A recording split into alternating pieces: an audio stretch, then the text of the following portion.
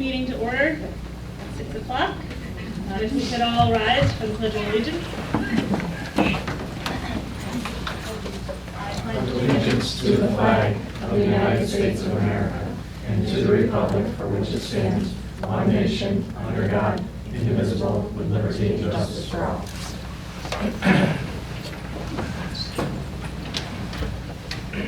Tonight, to start our meeting, we have Scott Fuddleman, I didn't sound right, I took him out, and Lisa Decker here from Madison and Matabosis for their budget presentation. So we'll turn it over to you guys. You can either stand at the microphone there or whatever.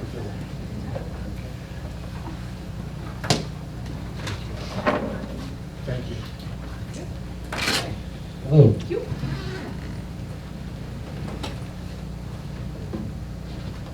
Thank you for having us this evening to walk you through our administrative and rent and capital budgets. We have an annual meeting on April 1st. We hope you'll attend, where we present the budget more formally, and then we have a gathering. But before Lisa gets to the administrative budget, I'd just like to walk you through a few of our instructional programs on the right-hand side of your packet. So if you pull out the first document, see a document titled Management Services, and so these are sort of the operational and managerial services we provide to school districts. And I can give you some example. We do central business office work, labor relations, we have attorneys that do legal work for school districts, policy work, central bus maintenance, school lunch services, risk management, printing, graphics, shared maintenance services. So a variety of managerial services, some of which you participate in. But as far as management services go, we don't, and actually any BOCES service, we don't provide anything that isn't requested. So in order for the BOCES to do anything, 2 school districts have to ask for it. If only one asks for it, we can't do it. If nobody asks for it, we can't do it. So that's the only way we develop a service. And we basically, we staff up and we staff down every year depending on what service requests are. So every year by May 1st, your school district will decide what you want to participate in, what you do not want to participate in, and depending on the demand, we'll staff up or staff down. Some services get eliminated, if nobody's interested, and services grow if there's a high demand. Many of our services are provided among 9 school districts, but some of them are provided among 20 school districts, 30, 40 school districts, because we have service areas that exceed just this BOCES. For example, our labor relations service does 4 different BOCES, and our RIC, our Regional Information Center, also does 4 different BOCES. If you turn the document over on the other side, you'll see just a quick highlight of our revenue sources, really where we do not get revenue. We do not tax. We don't have the power to tax. We also don't have state aid. No state aid comes into BOCES. So really our revenue source is based on school district requests. So we're really market driven. We're subject to the same auditing process that school districts are. And at the end of the year, if we take in more revenue than we need to deliver services, we give that revenue back to the school districts in the same manner in which they participate. That's the first document. You turn to the second document. It's just a quick rundown. I won't spend a lot of time on all of these things. But this is just a quick listing of your current service participation. So you can see on the left-hand side, for example, it says 101. That's what we call the COSER number, and then career and technical education. So this is a 2-sided document you can take a look at your leisure. The next piece of information is just a brochure outlining our special and alternative education programs, several different programs. And then the next document is a list of some specifics, some detail with respect to Hamilton. So if you turn to the first page, for example, it talks about career and technical education. You can see last year you had 2 students were 1-year completers, 4 students were 2-year completers, and 3 students received what's called a technical endorsement. So technical endorsement is that they have to pass an industry-wide exam, national exam recognized by industry. They had to put together a portfolio and a senior project, so it's sort of an additional certification on top of their diploma. You can see last year you currently have 30 students in CTE, pretty good size. And then after that, you can see you had 14 students on the high honor roll, 4 students on the honor roll, and 9 students honorable mention. Some Skills USA recognition below that.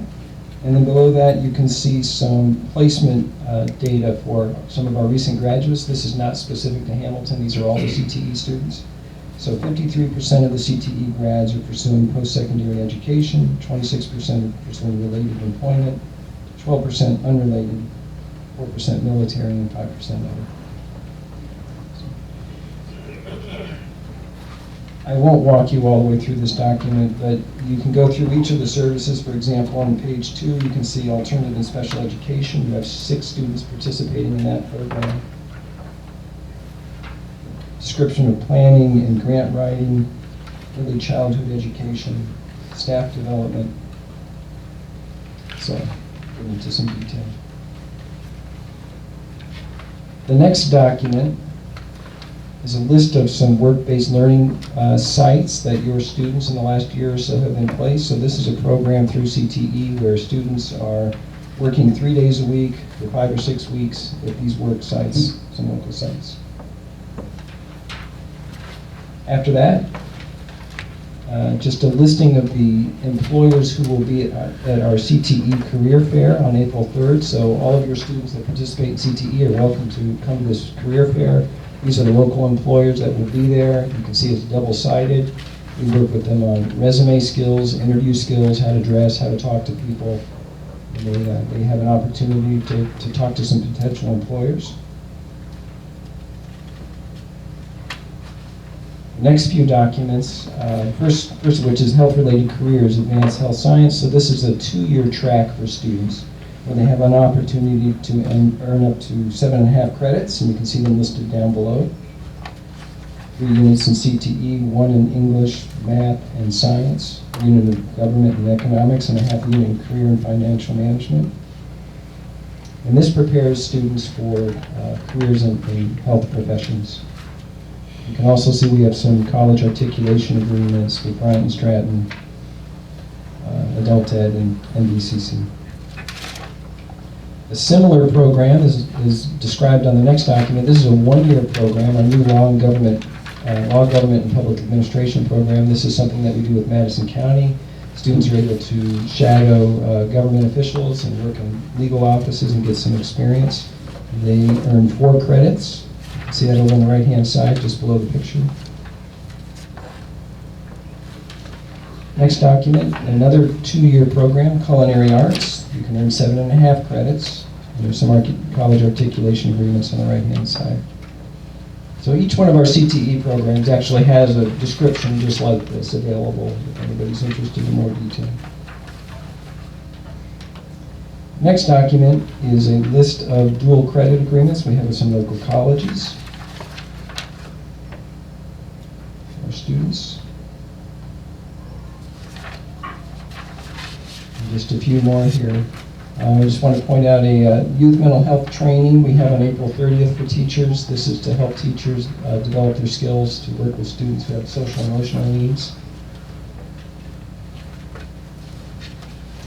And then the last 2 documents. The first is staff and curriculum development. These are just some of the offerings we've made to teachers in the last year or so. And then finally, just some information from the RIC. So as I said before, our Regional Information Center services 50 school districts across 4 BOCES. And the director of the RIC, or executive director of the RIC, Heather Mahoney, and one of our school attorneys, David Pello, have been working very diligently at the state level to help schools comply with the new data privacy laws, Education Law 2D. And so recently, I think you're in our policy service, we recently received a template policy that we would recommend you look seriously at and adopt, and it'll help you navigate all these challenges that are put in front of us by this new piece of legislation. So I will ask Lisa to come up and walk you through the budget, and then we'll be happy to answer questions.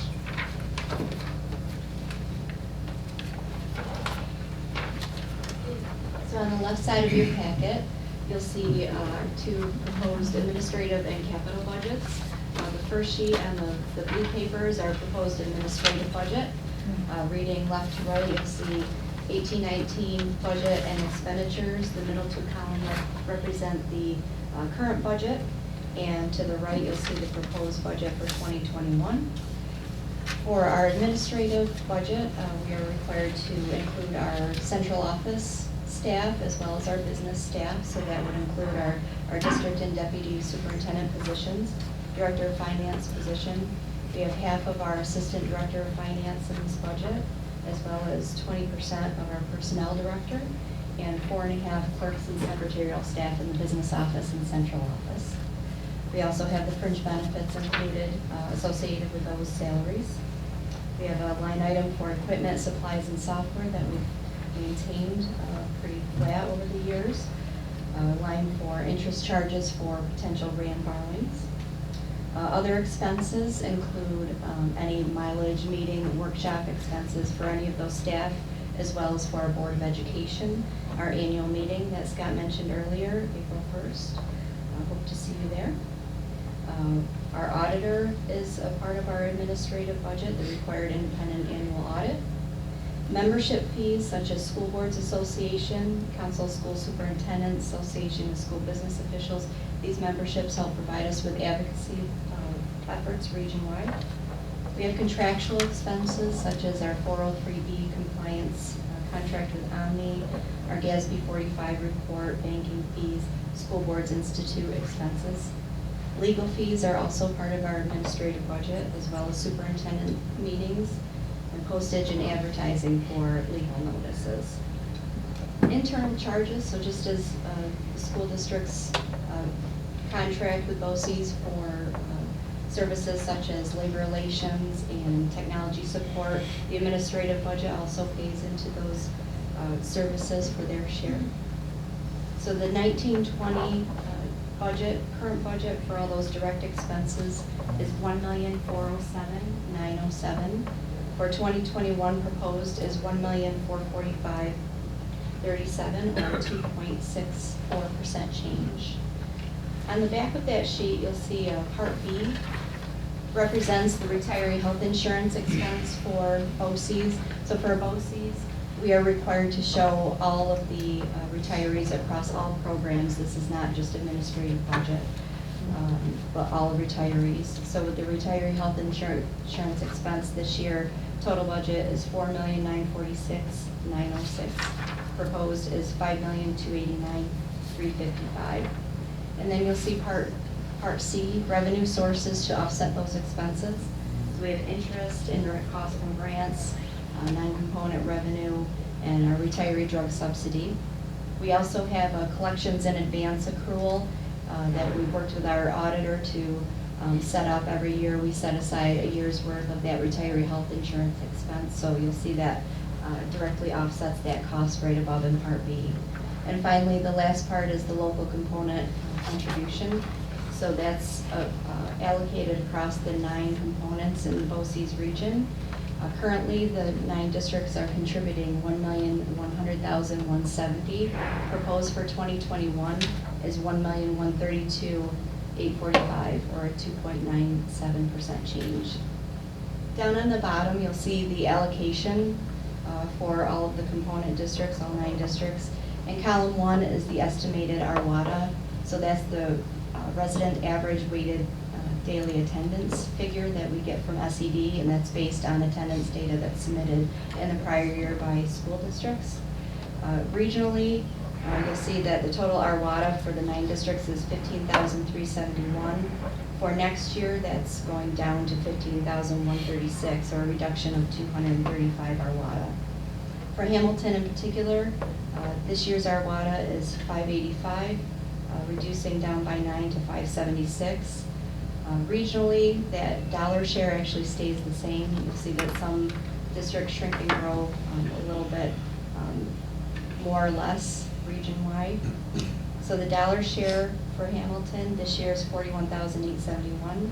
Next year proposed is $43,110. Column 4 shows your estimated aid ratio. So Hamilton's aid ratio is 58.8. Column 5 shows the estimated aid that Hamilton would expect to drive and generate based on those expenditures. So column 6 shows the estimated local share after aid. This year's local share for Hamilton is $24,278. Proposed for next year is $25,504. Any questions on the budget or the allocation on the administrative piece? So on the green paper is our rent and capital budget. We have rented space in districts and with other entities. So for instance, we have special ed classrooms that we rent, summer school classrooms. We have our transportation center over in Costello. Our allied health class is actually over at the Oneida High School. We have a committee of superintendents that helps us develop the budget for the rental piece. So next year's estimated rental budget is $171,822. We also have the facilities portion of the budget, which includes our DASNY payment. So we had a project back in 2002 that we financed through the Dormitory Authority. So you'll see that payment next year is estimated at $958,200. Finally, we have ongoing just projects, capital projects that we attend to every year. This year, we're working on a Rossetti safety upgrade. So if you've been in our Rossetti building in the courtyard, when you first walk in, there's that foyer.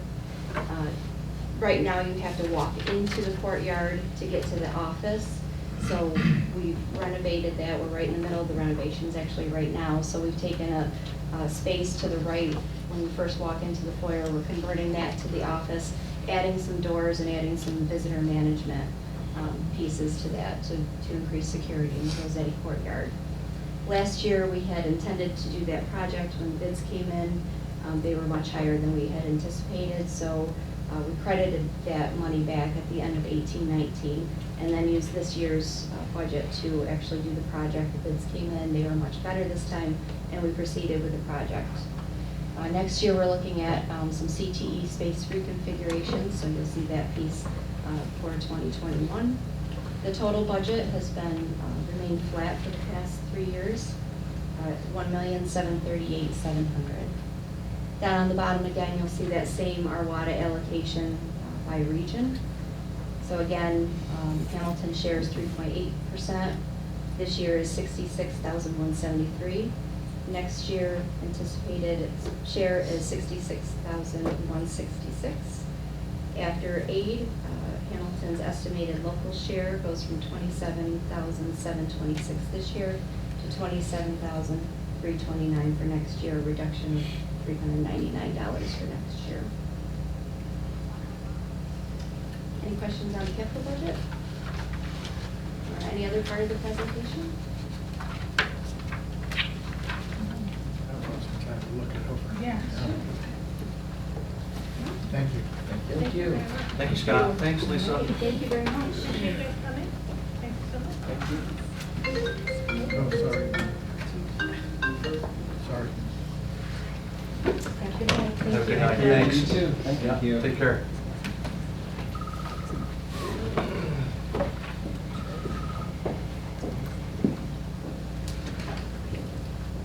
That brings us to 2.1. Do we have any additions to the agenda other than 2 table items that I'll bring up? Any additions?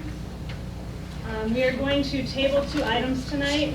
We will table 5.0, the nightlight, and we will table part of 6.1, the student presentation, and those will be brought back next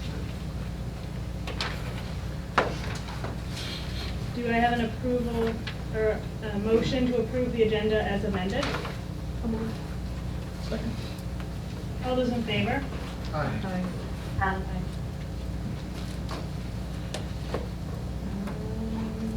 Do I have a motion to approve the minutes of the February 13th regular meeting and February 18th special meeting? So moved. Second. Any discussion? All those in favor? Aye. Aye. That brings us to our consent agenda. That's 3.1 through 3.8. I need a motion to approve the consent agenda as recommended by the superintendent. That includes the treasurer's report, financial report, consideration of claims, transportation report, cafeteria report, transportation proposition, the Hamilton Public Library proposition, and the use of repair reserve SAM special grant.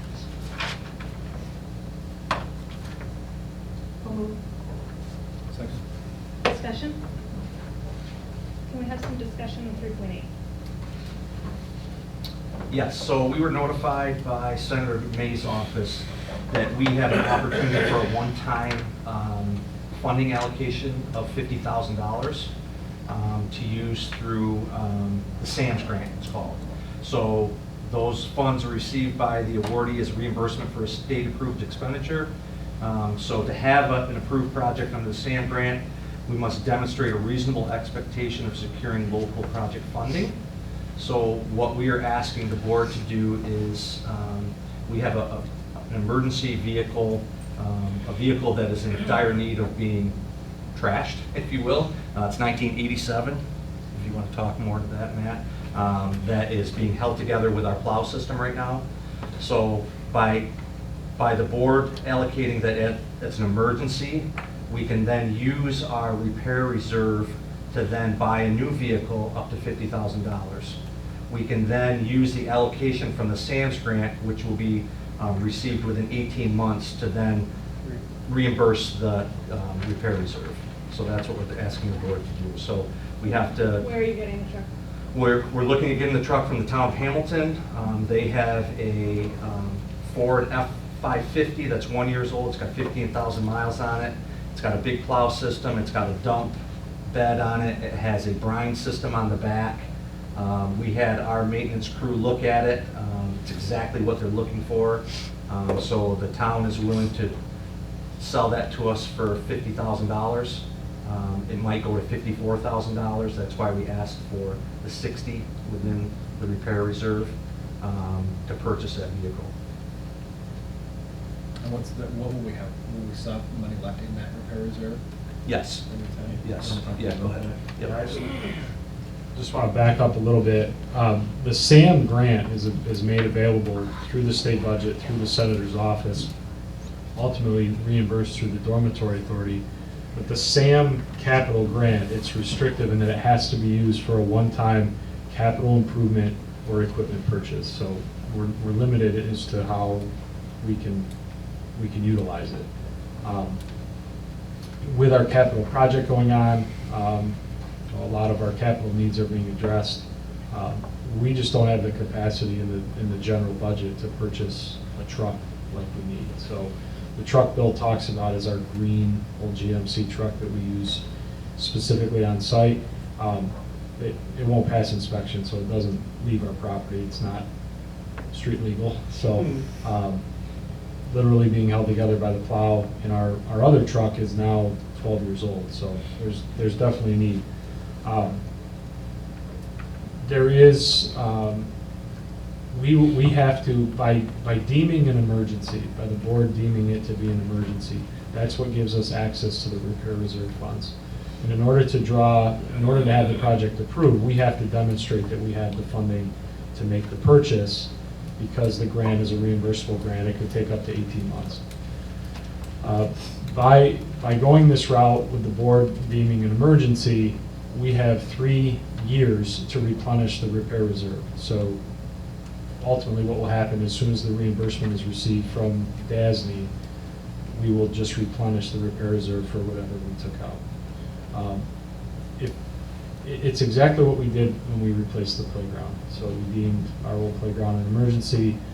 We took money out of the repair reserve, and then through donations and fundraising efforts, once the funds were received, we were able to replenish that within 3 years. So we currently have, I believe, 130,000 or so in our repair reserve. So we're not fully exhausting that. So there would be money left in there if needed. And again, most of our dire capital needs are being addressed in the capital project, so we feel it's a safe way to go about this. There's no other obvious emergent things that are about to happen that we keep that money in that. No, I don't think so. And I mean, I don't think we would do this until it probably wouldn't happen until this summer. This is just the authorization to do it. Because if something should happen to the roof between now and, when things are gonna be done, then, certainly the repairs are gonna be something. And that's the only thing I can really think of. at this point, so. No, we have 3 years to replenish it. Just thinking of smart ponds and when we're supposed to get money, it's always Right. supposed to. Yep. How confident are you in this? Pretty confident. I mean, there's other districts and other municipalities that have drawn on this before, and when they say, they're saying up to 18 months. So even if it is 18 months, it's within the 3 years of which we would be required to replenish it, so. Through our conversations with the senator's office, pretty confident that money is allocated and will be to us hopefully in 18 months.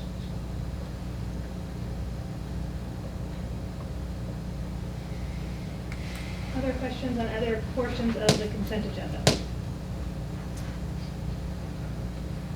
Any from you, Jen? No. Oh, what's the difference in the library's request this year from last year? Do you know that off the top of your head? 3%. Thank you. And this is just saying that we will put it on our ballot. Yes, this is just that it will be on our ballot in May. We have a board policy, a district policy, that any propositions to be put on our ballot in May have to be submitted 60 days prior to the vote. So that's a local policy that we have. So and this is really the last board meeting before that 60 day. So, and that's the same reason the bus proposition is on there as well. Any other questions? Seeing none, all those in favor? Aye. Aye. Good. Thank you. That brings us to our first community participation time. Anybody who would like to come forward, please do so. Please remember our 3-minute time frame. Not yet. Next. Okay, then that moves us to teacher presentation. If Mrs. Rose and Mrs. Smith would please come up to talk about their summer curriculum project with kindergarten technology.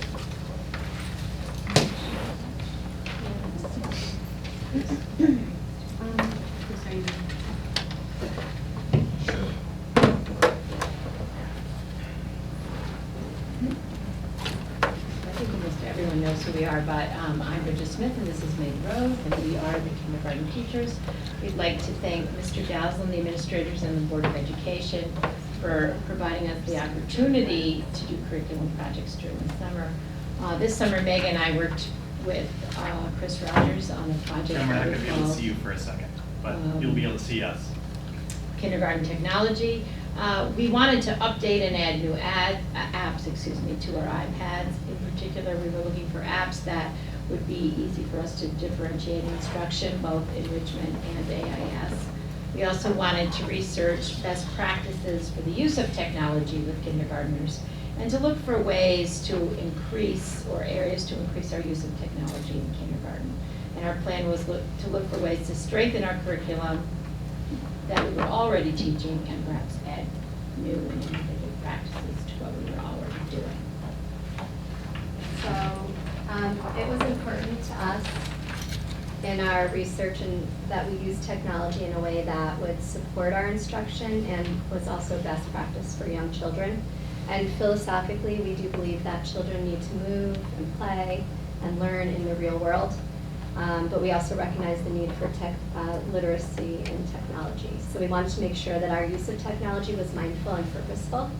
And through our observations, our experience as teachers, and reading, we identified several important points that we really focused on. We identified that tablet-style technology, like the iPads that we very luckily have, is really best for the young children because it's very easy for them to use. It was also important to us to limit screen use and to be mindful of using the iPads as a tool and not just an entertainment system.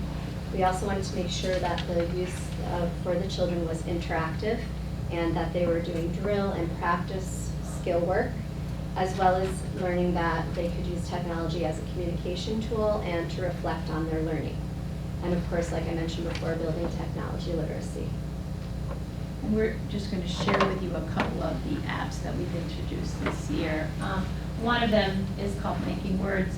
You'll notice that there are 3 charts up here, and what we have done is we ask for feedback from the children after they've used them, what they liked about the apps. So you'll notice if you look back there, that's just an example of blending words, making words, it's called, and it goes nicely along with the phonics program we use, which is called Foundations. There are 50 levels to this game. There's also, you can't really move, you can move ahead, but your goal is to get the stars before you move ahead. Sorry. No, go ahead, you want to do another one? So they can. So you can see how intuitive it is. When you make a mistake, you can go back and listen again and find the right one. And their feedback was that they liked the spelling, they liked using their brains to do it, they found that it was challenging, they liked that it got harder and harder, they liked that they get to figure out how to spell the words, that it's okay to lose or to make a mistake and start again. And this was mine that it does really provide a way to differentiate. Those who can go ahead can go ahead.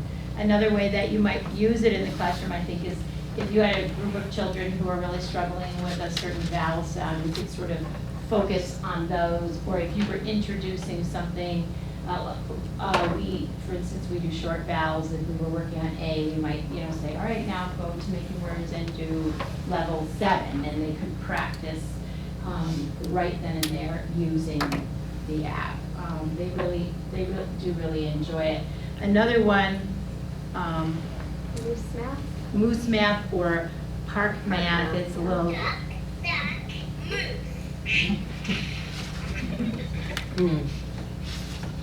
And as you can see, it's very entertaining. Well, you will see that it's very entertaining. The other one is better, Chris, if you want to do the one with the dog. You see the little one? Yeah.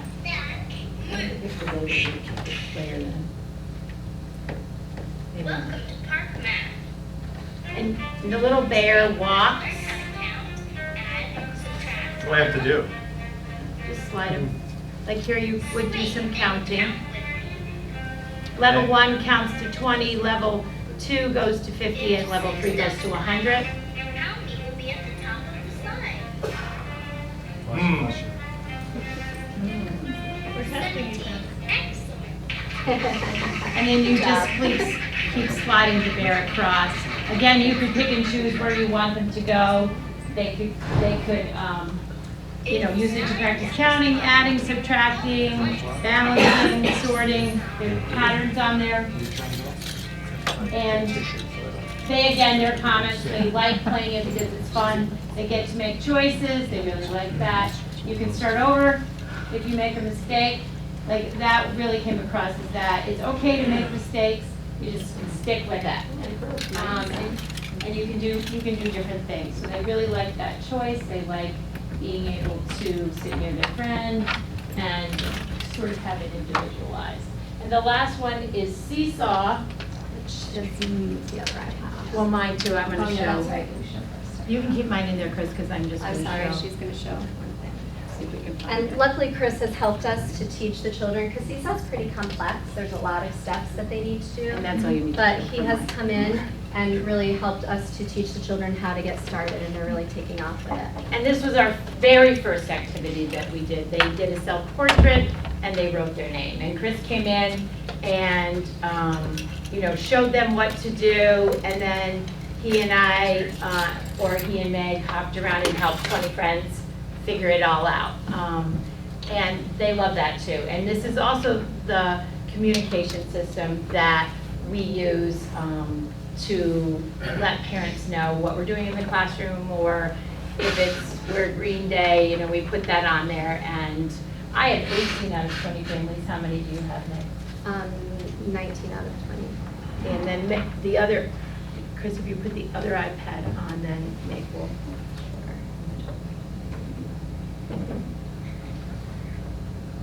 Uh-oh.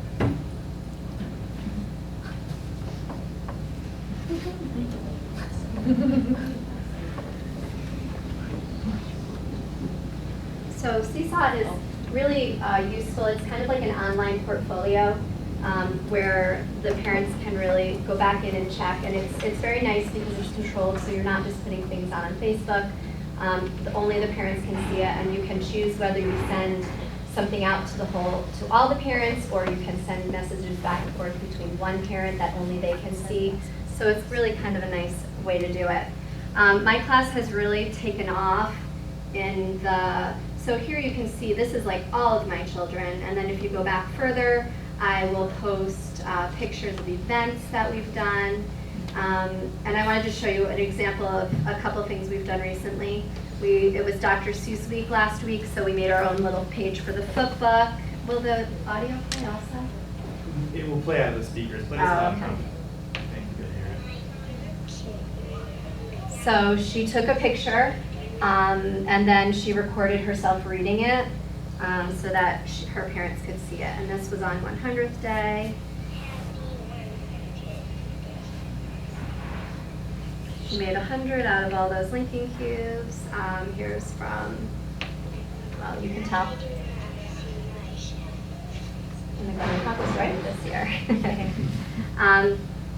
So that gives you a little idea of what they can do. And the parents can see it, they can comment back on it. And it's been really fun. I've gotten a lot of really positive feedback from the parents as we've been using it. And the children are getting much more proficient at learning how to take the picture, learning how to record for themselves, and then send it off. The other really nice thing is one of my helpers came up and said, I have no idea what he said. He just said a bunch of stuff for like a minute. And I said, that's okay. I have to approve it before it gets sent, which is really nice. So I can make sure, sometimes there are glitches. They'll think they're recording and they're not, so I can send it back to them and then go find them and give them another instruction in it. Or if someone ever did say a little bit more than they should, I could go back and correct with them. But actually the one who recorded for about a minute when he really didn't need to was actually very sweet, and I sent it right on. It was, he went on after he did his reading of his foot page, what his feet could do, to just telling his parents, can't wait to see you, I hope you like my picture. It was really cute. And sometimes when parents are traveling, Yes. and kids are sad because they miss their parents, it's a great way, take a picture, send it to the parent, hi Dad, I'm doing great, or hi Mom, I can't wait till you come home, those kinds of things too. And the kids, these are just their comments that they like, that they can share it.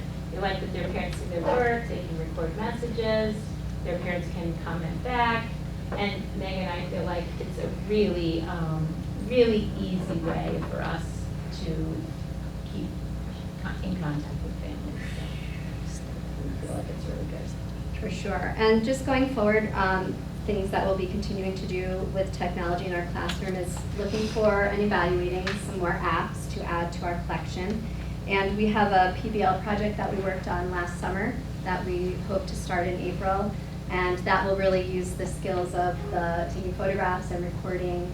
Our hope is to create a little guide, a kid-friendly guide to Hamilton that we will publish. So And all these skills are building into that. I forgot to mention, we've been learning, we just started learning Google Earth, and they were Chris came in and was helping us, and they were so excited. Now they want to learn their address, including the numbers, Mrs. Smith. I want the numbers. They want to, so they can find their house, and they're looking at they looked at the school, and they're looking, there was a button on there where they can go to a random place in the world, so they were excitedly telling Chris all the different places that they were going to. Today, we were using the making words and the math, and then they're like, but can we do Google Earth? Yes, you can do Google. So we went to Google Earth. So we think that's really going to be exciting for them as well. Does anyone have any questions? Yeah, I do. It sounds terrific, and so I guess my question is, are the structures in place so that the first grade teachers and the second grade teachers know what you've done so that they can build upon it? So So Seesaw goes with the child as they go, and I think it's what we're using in primary. Yep. So it's kind of builds on it, so they'll have it through primary, and then they use something different after that. Now, if they don't have, like, for example, if they didn't have Making Words on their iPads, that's a really easy fix because Chris can push it to them. And if we had the conversation with Audrey and Althea about it, they would probably be open to that suggestion. So I think there's a lot that we can make all of that happen. Have you found analog ways to connect with the families, the handful of families that aren't connected through Seesaw? So it's not so much a lack of internet, it's more maybe they don't want as much social media in their life, so email and notes in the Right. folder, but everyone that I have, except for one, do have internet. And the two that I have that are not on are Yeah, on. it's a choice. It's a choice that they're just not. But they get all the emails. Well, as a parent of Seesaw account, it is very nice to get the information and to get it before the kids come home, so you can have a conversation when you pick up your kid from school, and especially at that age, other than who did you sit with at lunch, you can say, so how was that thing, and actually know what that thing was. Yeah, a lot of times if there's a note going home from the office, I'll take a picture of it and I then put it on the Seesaw.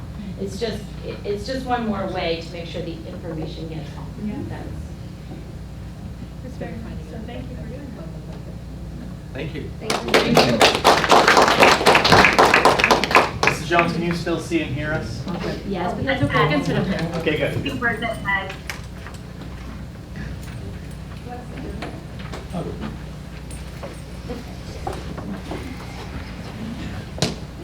That brings us back to our participation. If anybody would like to come forward, please remember the 3-minute timeline. All right, so we have some personnel things to do right now. 7.1. I need a motion to approve medical leave of absence for Marian Haskins effective February 11th, as recommended by the secondary principal and superintendent. I'll move. Discussion will happen in the exec session. All those in favor? Aye. Aye. We have some appointments. I think I can just do them all as one. Yes. Yes. So can I have a motion to approve 2, 3,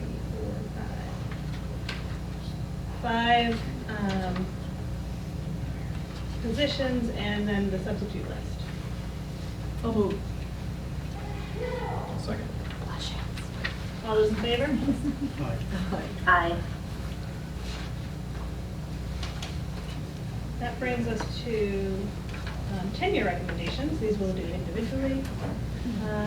I need a motion to approve the appointment of Robin Dunady as tenured speech pathologist teacher effective August 31st, 2020, following successful completion of her probationary period. Any discussion? All those in favor? Aye. Aye.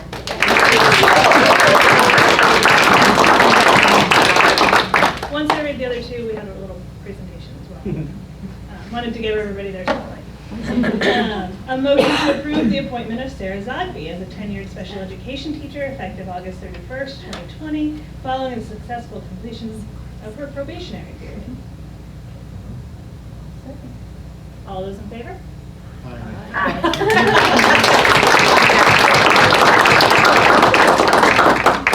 Can I have a motion to approve the appointment of Victoria Moats as a tenured special education teacher effective August 31st, 2020, following the successful completion of her probationary period? All those in favor? Do you want me to? No discussion? Aye.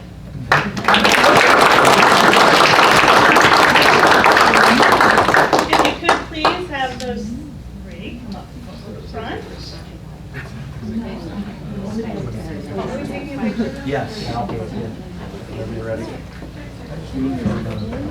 Yeah. What are you gonna do? Picture.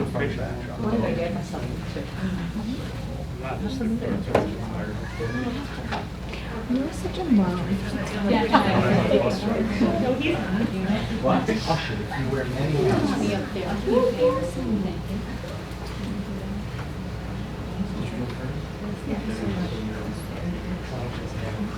Oh, really?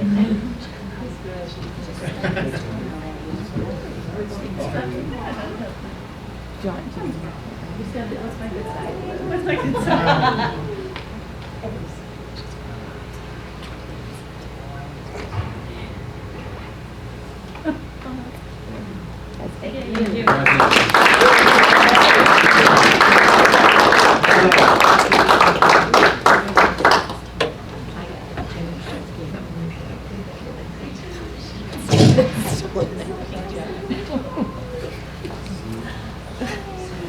That's part of the meeting right there. Yep. Okay. Now back to 7.2, I need a motion to approve the recommendation of the committees on special education and preschool special education. Second. Discussion will happen in the exec session. All those in favor? Aye. I need a motion to approve the class of 2020 senior trip to Lake George from June 21st, 2020 through June 22nd, 2020, tentative, as recommended by the secondary principal and superintendent, contingent upon meeting all the planning requirements of the administration. Please note that the Board of Education reserves the right to cancel the trip if circumstances should arise concerning the safety of the students. Motion? Second. Discussion? My only discussion would be acknowledging the fact that what happens over the next several weeks and months may affect that. Yes, I agree. I think there's a lot in the wind, and But I think that's far enough out that it's okay to approve it with the ability to. That's correct. I mean, I guess the only thing I would say about it is making sure that if there's any trip insurance available for anything that they're planning or any money they're putting out, that they access that. I don't think there's any trip insurance available on anything else anymore. I think so. As of today, but.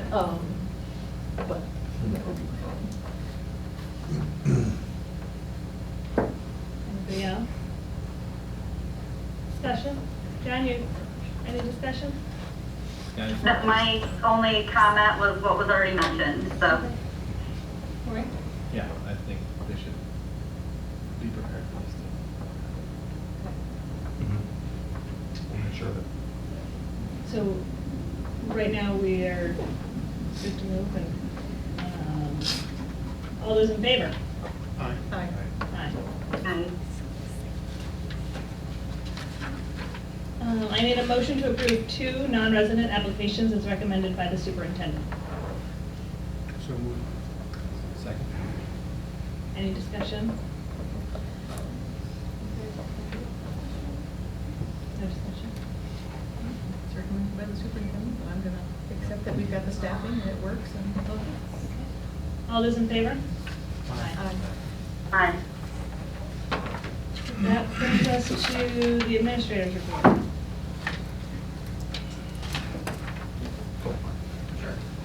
So the counseling department has been working, they have initial class numbers, which can change, and they will change, so all this is very preliminary. But with those numbers, we're starting to look at, sections of the driving for different courses available for the students. 5-week progress report for the third marking period is on revised, so students have that information.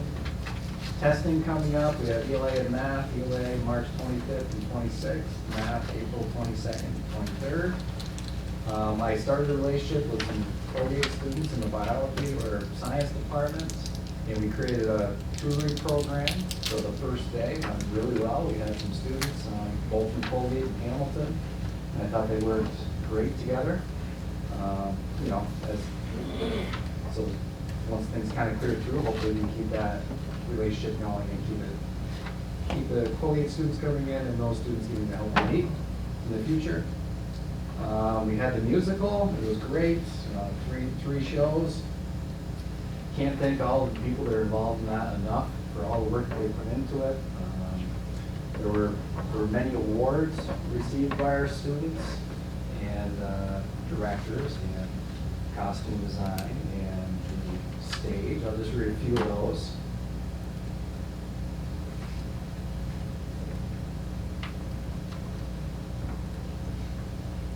So we had excellence in performance, Will Everhart, excellence in performance, John Dudrick, meritorious achievement, Ben Pollock, excellent in set design and construction, Morgan Larson, excellence in costume design and coordination, Kathleen Stahl, excellence in direction, Donna Moran, excellence in orchestral performance, Michael Coldren, meritorious achievement to the ensemble acting to the cast. So they did a really great job. The kids were very excited with how it turned out and very proud of what they did. Let's see. Spring sports will start next Monday. Forum homeroom, we did have another meeting, so we are staying with our current configuration of 3 days of homeroom in the individual teacher's classrooms, and 2 days of forum a week, with the ability to insert a forum if we have some sort of special event that's occurring and then we feel the need. We provided a spectator bus to the girls' basketball game at OCC. So a special thank you to Ms. Orth and Mr. Bain for, well, Mr. Bain driving and chaperoning, and Ms. Orth for chaperoning. The students were great in the trip. We were there. They were great at the gym. Didn't see the score that we wanted to see, but the students were supportive, and it was a great experience. Congratulations to Tech Club. They received second place finish for the Better Business Bureau's video contest, so they're pretty excited about that. And that's all I have for secondary. Questions?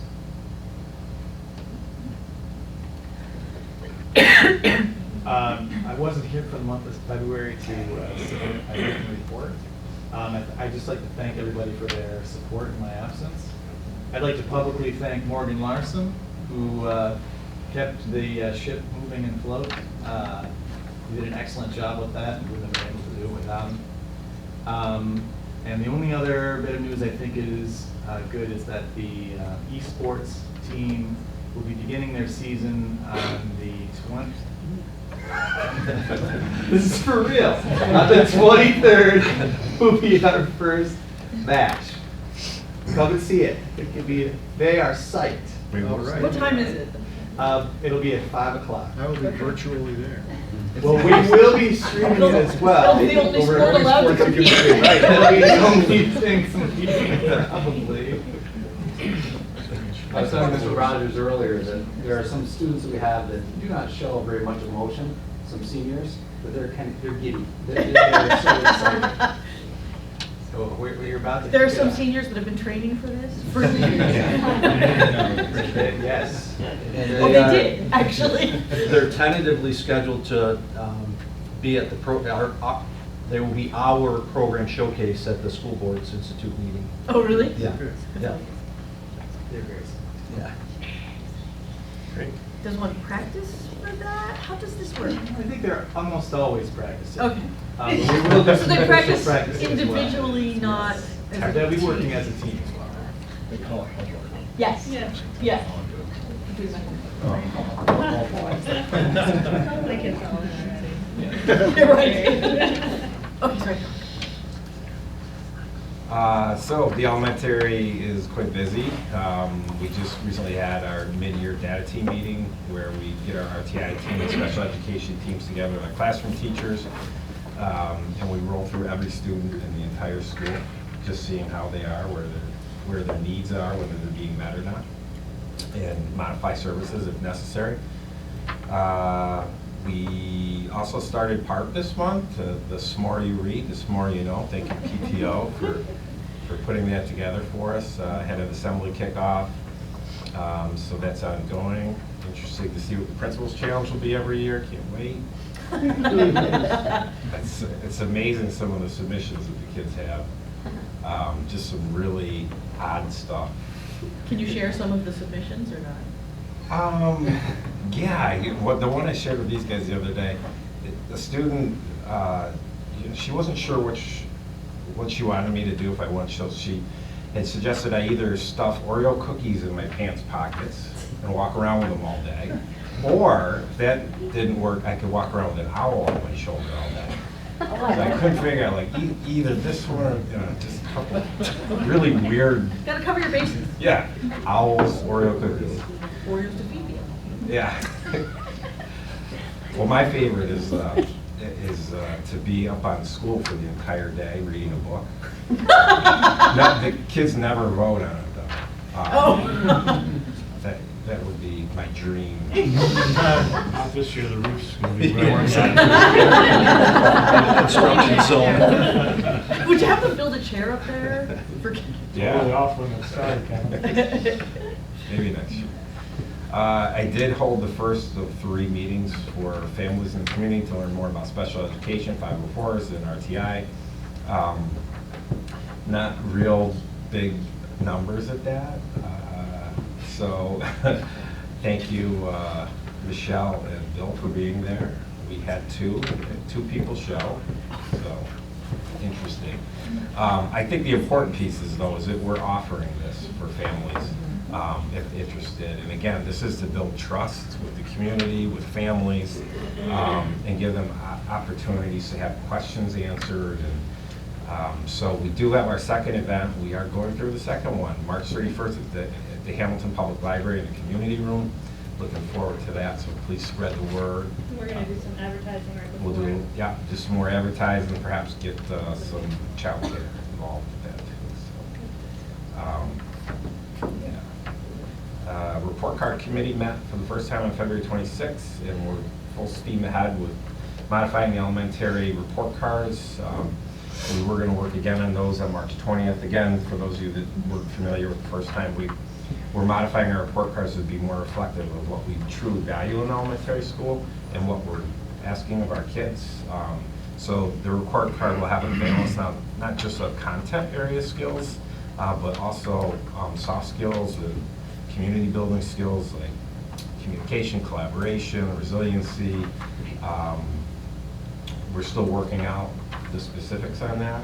We're looking at other schools' report cards. So we're full steam ahead with that. So that should be out by the end of the year, school year. And then something that's not on my report that I wanted to add that has come up since the report came out. I was approached by the staff that works at the end of the day for parent pickup. As many of you may know, parent pickup used to be in the library, in the elementary library. It was moved about a year ago because we were having traffic flow problems with the kids at the end of the day who have special classes getting back to their rooms. The second grade and the first grade were having to go through the parent line, and it was causing, some parents were pulling the kids out of the line, let's go, and so we were losing kids, plus it was just a big congestion mess there. So we moved over to the cafeteria. So I was made aware a couple weeks ago that we're having issues with parents, again, pulling kids out of line. So when the teachers are bringing the kids down to the cafeteria, there's parents that are standing in the foyer waiting for them. And so we're missing some kids. Where did Joe go? Did his mom pick him up? He didn't say no. And so it's tricky. We also have had, since we've been doing this, a little bit of problem with when elementary classes come out late for whatever reason, or later, and the middle school, high school kids are coming out, there's more congestion there as well too. So I was asked by the people that work at the end of the day in the cafeteria to release kids if we could look at going back to the library. And the reason being is the major reason we moved it was this cross of congestion with kids coming back from specials. Second grade now has the last special of the day, and they are releasing their kids to the specials with their things to go home. They don't need to go back down and cross that path. We have doors in the computer lab on the other side of the library, so the primary kids can bring their kids through that door. Any kids in specials through the intermediate can come through this door, and there's not cross traffic going on there, with the exception of kindergarten and first grade who go out to the buses earlier before the line starts building up there. And so we're talking about this. I'm going to bring this to my staff and get their ideas about this. And there's a chance that this year we may move back to the library when we get to the bottom of which area is best for releasing kids. So I just wanted to update you with that if you had questions. Since pre-K is not at the end of the hall, could you do something in the hallway space where kids go and stand in the hallway and you let kids out that end door? So parents not even coming all the way in, they just come in the vestibule and go back out?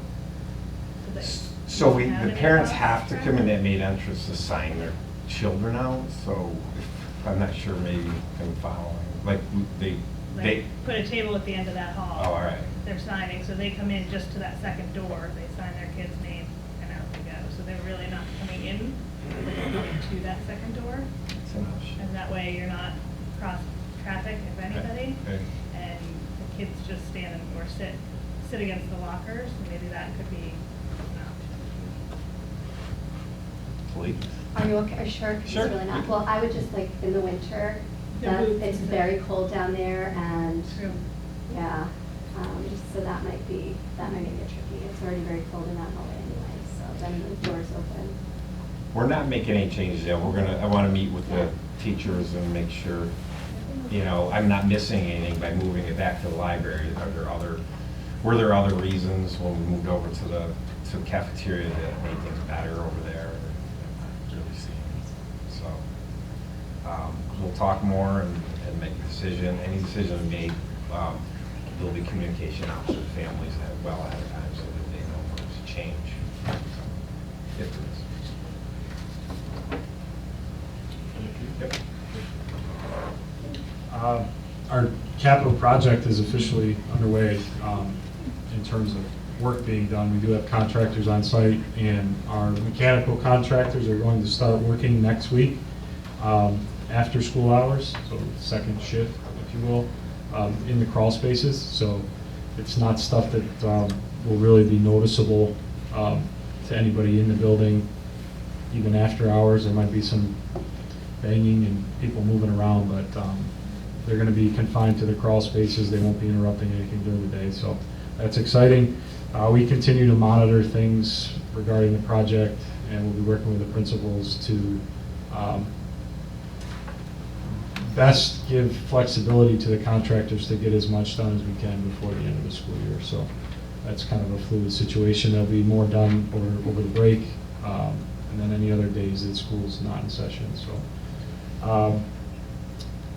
Regarding the budget, I'll give a more formal budget update. I see it in a couple items, but on sort of capital project and budget related, on February 26th, we did have 2 budget capital project coffees. Limited attendance, but I thought very productive. Those that did come came with a lot of questions, a lot of feedback. Corey came in the morning session, and I know Jen was there in the evening. So, I mean, really, the conversations, those meetings are very helpful.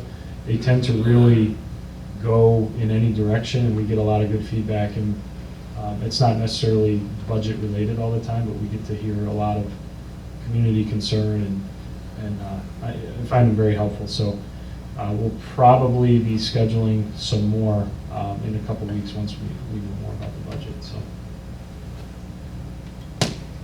Questions for Matt or no? Good. Okay, I'll start with some really good news. We received a very complimentary letter from a community member who helped a family enroll in our district from out of state. They had a age 5 and an age 12 student enroll, and the letter compliments our elementary staff, our elementary leadership. They were greeted by the teachers at the entranceway. They were made to feel welcome. The students welcomed them. So the teachers had given our students a heads up that this family was moving in, and she just thought the world of the way that they were treated and the way that they were welcomed into our community. So a very complimentary letter. So thank you to teachers and elementary leadership for that. Very nice. April 3rd is our annual regional emergency go home drill. So all students and staff, or all students will leave the building at 2:30, and then they're allowed back in the building at 3. So that will be on our website. We'll send that home to parents so they are aware. We continue to explore the possibility of leasing 3 rooms to CNS and Colgate. We have our next meeting with Colgate leadership on March 23rd and the CNS staff. We are at the point where we're working out lease details as far as the financial commitment that we'll embark into. I continue, and I want to reiterate that this could be very beneficial for both the district and CNS and Colgate if we enter into this agreement. So we're still exploring those possibilities. So more to come on that. COVID-19. So we are required to do an educational opportunity plan in case of a closure. If there's an identified case within our school, we are required by the Madison County Department of Health to close for 24 hours. So I put together a letter, and we worked in collaboration with the leadership team, and I sent this out to the faculty today, that on March 20th is our next superintendent's conference day. I had the principals readjust all of their plans for that day. We are giving that day to teachers now to come up with a 2 to 3 hour lesson or activities of their choosing in paper form that we will then send home to all the families. And we're doing it in paper form so we can be equitable for all students, because some of our families don't have internet access. So at the end of the 20th, on the 20th, the end of the day, the teachers will have plans ready to go to our students. They have the creativity and leeway to do a project, something fun. We're just asking that they don't reintroduce new information, that it's information that has been already taught, because it's not going to be face-to-face interactions. Or it's information that can use to help set background knowledge for future lessons. So that will cover, we're hoping 2 to 3 days if we're in closure. And then if they finish those 2 to 3 hours of work, we're going to ask them to continue to work in case we're closed for an extended period of time. Right now, everything's up in the air. The Department of Health will determine when we're closed and for how long we're closed. So I wanted to have a plan in place. Tomorrow morning, I'm going to craft a letter that will go home to the families with those plans. Just letting them know that in the event of closure, here's a plan that your son or daughter can work on, put it on the shelves. It's there, ready for you in case of a closure. So that's what we did today after school. We met with the coordinators. I know Kevin rolled it out with the elementary staff. This letter was sent in email form to the entire faculty and staff, and I believe you were copied on it as a board. So that work would go home regardless? Correct. To be held In the event of? In the event of a closure, yes. Yep. And then if we're extended, we're meeting tomorrow at the cabinet level to try to start talking about online, how we could deliver online curriculum if we're extended for who knows how long. And what that would look like, how we deliver instructional to all of our kids, whether it's hotspots for the families that don't have internet access, whether it's delivery from the bus to a family with packets. All of that needs to be worked out. And unfortunately, NICED has not given us guidance on how to do that yet, so we're moving forward. Did you say NICED or NICED? NICED, New York State Education Department, not NICED. Sorry. Go ahead. What does the law state with regard to, I asked, what does the law state with regard to 180-day in school if that becomes impossible? So there's talk at the state level now about waivers to the 180-day calendar, adjusting the 180-day calendar. There's been no guidance sent down from the state yet as far as adjusting that calendar. But right now, the law is we have to have 180 days of instruction. Chris, I was going to say, you probably know this, but there are a lot of companies, video conferencing companies offering free access for at least 90 days to keep your phone. I just got a letter from Google, who has expanded their Meet platform, which we already have. So they've given us access to the enterprise level for, I think it's 90 days right now, which if we chose to go this route, can allow up to like 120 synchronous connections at the same time. And today I enabled that for all of our user groups. So tomorrow when we discuss that, we can discuss what is the best way to deliver that instruction. But yeah, I saw that today. I think in addition to internet access, just the number of devices, it might be that at my house, my kids, we have computers, we have 3 kids. So we have to scramble to get 3 computers. Right. Computers, so I can do it, but I don't know what everybody has. Do they We're have their looking a little bit kindergarten? at, what is it, New Rochelle, in this, it may be the first school in the state to close down because of COVID. I'm watching what they're doing, so they are having, and we would have to get this out in advance, but they have, rather than giving a device to every single person, what they do is they have sort of a request system. So there may be some families who are like, we've got plenty of stuff at home, we don't need one of your Chromebooks. And there are some that, if we were to get, this will be stuff that we work on tomorrow on admin team, but if we have that information in advance, I can prepare which devices will be used in advance, where they will go. But we certainly have enough devices that we can provide one for everyone who needs one. But again, the planning will be essential. Is there any district obligation to families who are receiving free lunch and breakfast if school is closed? There is, and we are working through that process, and that will be part of tomorrow's discussion.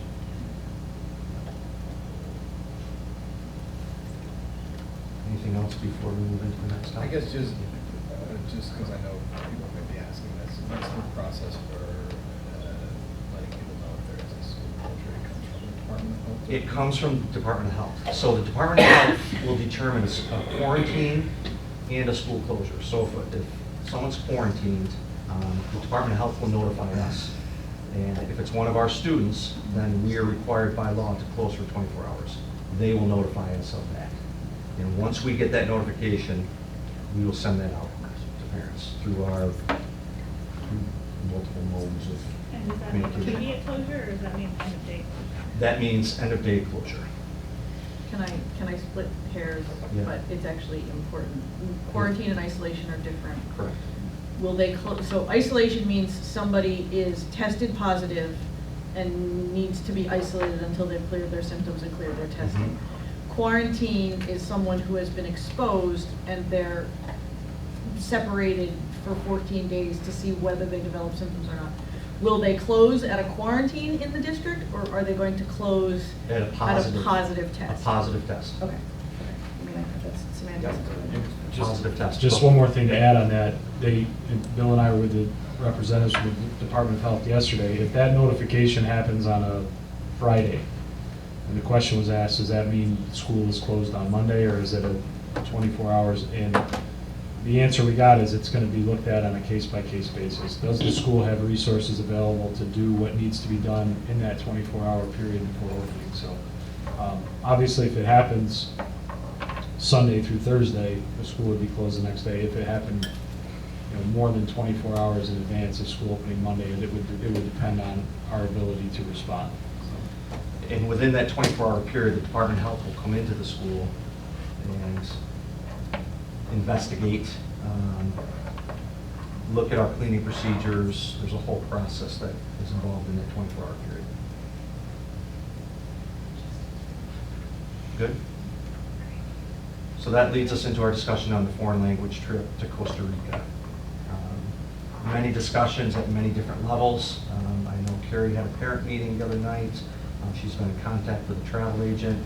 We've been in contact with the Department of Health, our school attorney, our insurance carrier. So I think it's prudent that we have a discussion and make a determination tonight whether that trip is going to go on as planned or is postponed. I think the discussion tonight is different than it was on Tuesday night. I mean, I think it's a completely different discussion than it was Tuesday night. So I'll just say, I don't think it makes any logical sense to send kids on a trip to Costa Rica. Again, it would have been a different discussion 2 days ago.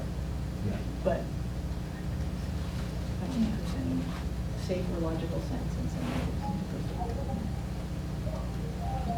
it's hard because people can still do as they wish as individuals. People can still travel as they wish in certain spots. Some places you can't, but I don't think that it's something that this district should push forward with, in the sense of we don't know what could happen when they leave. We don't know what happens if they can't get home. We don't know what happens if they bring it back, but they don't get sick, but somebody else does.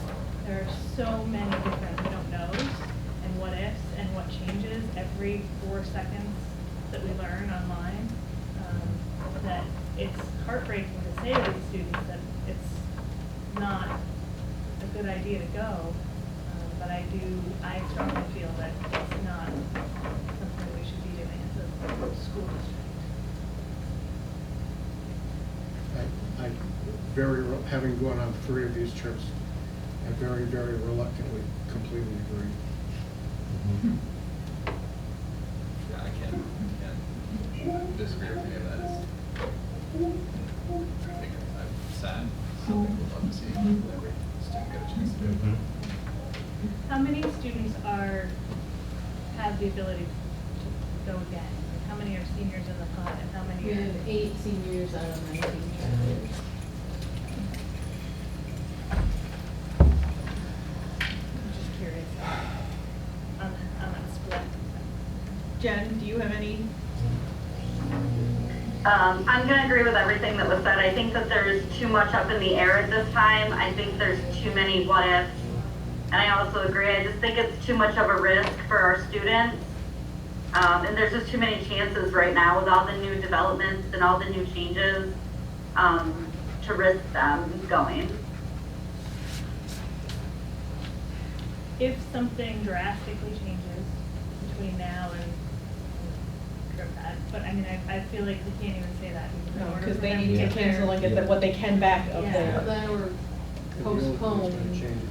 I don't know what that looks like, postponing it, but the travel company said that they can still give us the same trip, same price, everything, just if we reschedule. You know, she'll work with the airlines, the resorts, everything that we were going to do. The problem is if we reschedule, when is that, you know, and so if we could say it was June, then great, but at this point, watching that bell curve, we're not at the peak yet, no. So unfortunately, I do think that we have to vote on this, and this isn't the voting item yet, so I will need a motion, and we'll need to add this now to the agenda. An agenda item at the point, but I do think that unfortunately we have to vote on this right now. If everybody's good. So can I have a motion to amend the agenda? Yeah. To include a vote for the trip. So this is just the motion to adjust the amend the agenda? agenda. Okay. All those in favor to amend the agenda?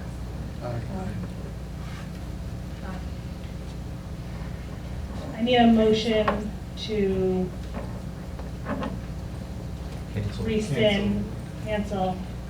cancel the trip to Costa Rica for this year. Due to safety concerns. So I moved. All those in favor? Aye. Aye. I'm sorry. Sorry. It's really unfortunate because not only are kids going to lose out on a educational, cultural, social experience, but families are going to lose financially. And it's really hard. It's really hard. So, our apologies. That does bring us to our budget update. Not a whole lot in detail to report. We await the completion of the state budget. Obviously, with everything else that's going on, there really hasn't been any conversation regarding the budget, particularly the impact on education, public education. We continue to have internal meetings, and we're going to talk about some more detailed things later tonight. This is the point of the budget calendar where it gets a little tough to gauge what we should do. Our next board meeting is not scheduled till, I believe it's later in April because it coincides with the BOCES. It's the 21st of April. So, excuse me, in all likelihood, we'll have a couple budget coffees, probably around April 1st when we know more from the state. And then when we get to the point where we, have more concrete information regarding the budget, personnel, staffing,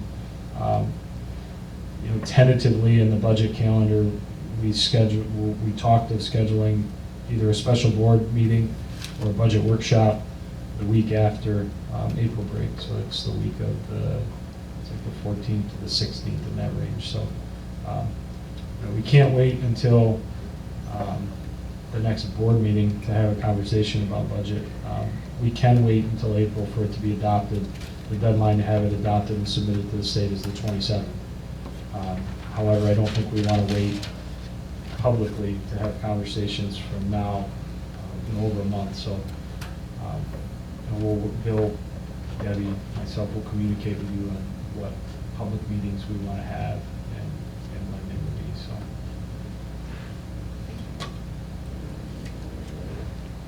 Steering team updates, Jen? Our elementary steering team meeting was canceled, so I don't have an update on that. All right, thanks. Corey? High school, middle school, we invited 2 people from Korea to come help us think about how to design a survey. So we should thank Alicia Simmons and who has children here in the district, and Neil, Neil, he's the registrar at McCoy, who doesn't have kids in the district, but still was willing to come. So it was very helpful of him. So they gave us some really good information and some feedback and some ideas about how to design a survey. We're going to look for good questions and some good thoughts, and we're going to move forward with planning the survey that we'll send to alumni and figuring out the best way to disseminate that and the timeline for that. And I think that'll generate some good data and feedback for our students. And so I already started because I ran into a recent alumni, from a few years ago, and I asked them about school. So I have some anecdotal. Well, there's going to be some worthless around. data. No, there's going to be some around. Yeah. Just, There is a Hamilton Central School alumni Facebook page. Right, that's one of the ways we were. And then classes do have their own individual, so once it's disseminated on that, you can ask them to push it out to their own classes as well. Right, we're thinking of the all class reunion, we have communications through that way. So it seems like there's a lot of ways to communicate with the classes. The question will be, which years do we want to target each year? Do we want to target certain, how far out does it matter? 20 years out, does that really give us any data that's usable? 15 years out, 10 years out, where do we get that? So those are kind of the things we're determining as we go. Right now, we're still at the stage of we're going to craft it and what the survey looks like. Great. PTO update, anybody? No? Okay. Emerald Foundation. The Emerald Foundation, they're actively looking for big ticket donors to support the Makerspace initiative. Probably been in touch with you about that. And they also, they're reaching out to the entire community as part of their annual drive. And so the Emerald Foundation is very, very generous with Hamilton, and so I urge you to support them as well. And they've also asked, each year they take part of one of our board meetings so that all of the grant recipients can make presentations about what they've received, or more importantly, how what they've received has enhanced their experience here. They've asked that can we make that Tuesday, May 19th meeting, if possible. They'd like to do it in May, potentially. Obviously, June is a fallback, so I'm bringing that to you. I'm not aware, Bill, if there are any problems with that date. When I initially looked at it, because I did see a quick note that you had you were gonna mention that. That is the election day. And at first I thought no, because we want to be in the bus garage to hear the results. However, we are doing paper ballots this year, so we will have more time because it will take Debbie longer. Poor Debbie. So we will give her more time without just, breathing down her throat by having presentations that night. So that might not actually be as bad as I initially thought. So I just wanted to throw that out that date might sound like, oh no, we have something big that night, which we do. But I think we can make the timing work because of the way the ballots will be done. Good, plenty of time. Plenty of time. Yeah. So it is a longer meeting, but it is a wonderful meeting when they do come, so. It's a great meeting. Thought I'd throw that out there. So you'll check. Yes. And that's it. Upcoming meeting dates and self-review. So that's probably really me. I'm not ready for it. We have a meeting tonight after our meeting tonight. So we're here to do self-review this evening. If anybody cares It's going to to be- stay, it's going to but be it's going to be very very short. But we do have one scheduled at the end of the month, but I have to look at my phone because I don't know when it was. Which I may or may not need to ask to reschedule, because I was asked to attend an event which may or may not occur. So currently it's on the 24th, so we will stick with that at the moment. That's our next one. So there we go for the self-review. And then the BOCES annual meeting is April 1st. And does anybody want a carpool? Yes. Reminder. Sure. Sure. Okay, so yes, we'll just do a big yes and we'll figure it out as we get there. That brings us to third community participation. Let's look back to that. No, you No, just you did one did- you twice. just did Oh, did that, I? sure. Yeah. Oh, nobody spoke, so I guess I was just hopeful. Yeah, you're right. So if anybody would like to come up now, please do. 3-minute timeline. Because you're not going to get a fourth choice. No. it's fine. All right, there will be no voting tonight after executive session. Correct. Correct. So I do need a motion to adjourn to executive session. We'll discuss matters regarding to particular individuals. All those in favor? Aye. Aye. Thank you all for coming.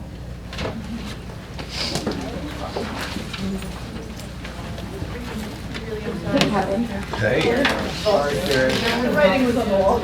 It's like humble. I was actually really surprised.